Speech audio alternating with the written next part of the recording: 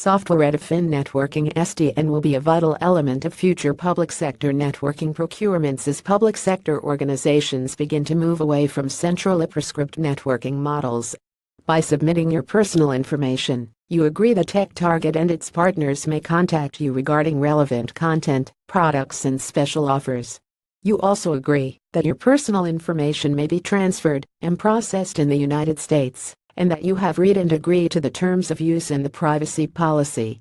This was the key message at a Public Sector Connected conference on the future of public sector networks in the UK, at which the Government Digital Service (GDS) was conspicuous by its absence. Reflecting on this, Phil Gibson, chair of Public Sector Network Suppliers Association and OPSIS, said public sector networking policy would no longer be handed down by edict from GDS. Earlier this year, GDS heralded the beginning of the end for the Public Services Network (PSN) model, when former Deputy CTO James Stewart, now a startup mentor and independent consultant, wrote, "For the vast majority of the work that the public sector does, the internet is okay." Fundamentally, SDN works by decoupling network control software from switching hardware and running it as virtual instances on industry-standard server hardware. This enables administrators and engineers to build a more flexible, agile and responsive network that is considered ideal for the heavy workloads modern enterprises have to deal with. This well-established approach to network management is now putting down roots in the public sector as well. Success is underpinned by the best possible secure network, and that could include SDN, but also cloud, software-defined infrastructure, software-defined storage, and a whole host of other components making up just one layer of the ecosystem, said Jack Richards, Public Sector Senior Solutions Architect at Exponential.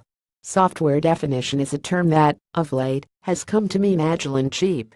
Done right, software-defined is the mechanism by which we can consumerize our desired outcomes, but this can only be done if we look beyond the technology. The move towards new models of networking is typified by the Department for Work and Pensions (DWP), which, despite massive problems with its flagship universal credit system and huge budget overruns, is already forging ahead with a major network revitalization, partly to support the universal credit rollout.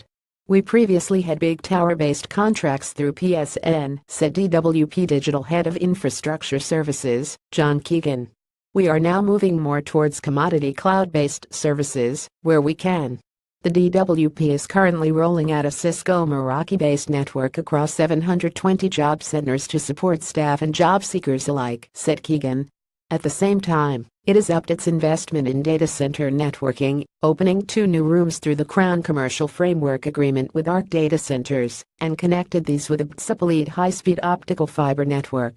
It has also built a secure cloud exchange gateway at its data centers, peered through one of the UK's main .5% POP providers to get direct connections into Amazon Web Services (Oz), with connections into Azure and the public internet set to follow soon.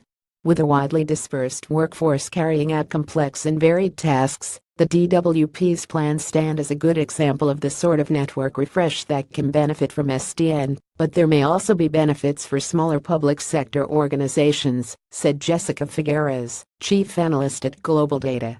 "The trends driving that move away from the PSN philosophy are well entrained," she said. "Fundamentally, it is all about cloud and increasing adoption of public cloud.